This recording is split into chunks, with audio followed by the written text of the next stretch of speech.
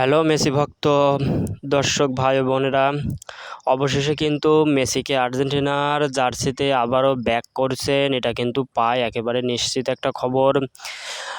দীর্ঘ 2 মাস ইনজুরিতে থাকার পর গত 7ই সেপ্টেম্বর তিনি তার মেজর লিগ সকারের ক্লাব ইন্টার মায়ামির হয়ে আবার ব্যাক আসেন এবং 2টা গোল করেন, এবং আজকে সকালেও ইন্টার মায়ামির খেলা ছিল এবং সেখানে মেসি কিন্তু একটি গোল করেছেন। সেক্ষেত্রে মেসি কিন্তু আবারও যে ইন্টারন্যাশনাল জার্সিতে ফিরছেন সেটা কিন্তু প্রায় নিশ্চিত।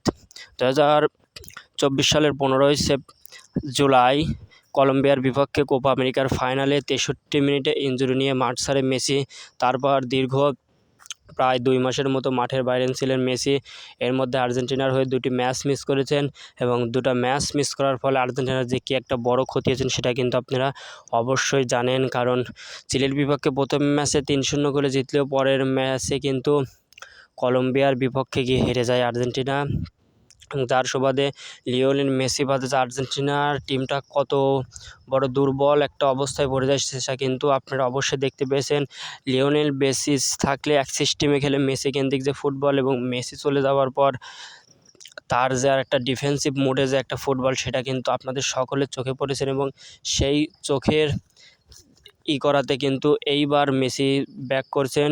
এই মাসের ভেতরে ঘোষণা হতে পারে আর্জেন্টিনার নেক্সট 2টা ম্যাচের জন্য স্কোয়াড। সেক্ষেত্রে হয়তোবা মেসি ফিরতে পারেন না কি না পারেন এটা কিন্তু বলা যাচ্ছে কি বলা যাচ্ছে না, এরকম কিন্তু দ্বিধাদ্বন্দ্ব আর থাকা যাচ্ছে না, কারণ মেসি ফিরছেন এটা নিশ্চিত, এবং মেসি ফিরছেন, মেসি খেলবেন।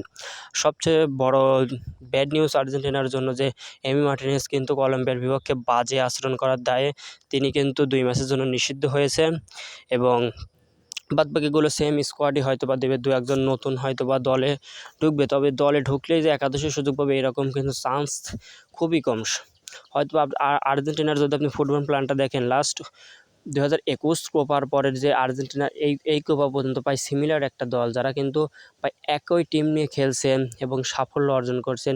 এই একই স্ট্র্যাটেজি কিন্তু লিওনেল স্কেলানি যাচ্ছে, তবে এই স্ট্র্যাটেজি নিয়ে লিওনেল স্কেলানি কতদিন সফল হতে পারবেন সেটা কিন্তু এখনই বলা যাচ্ছে না, সময় বলে দেবে।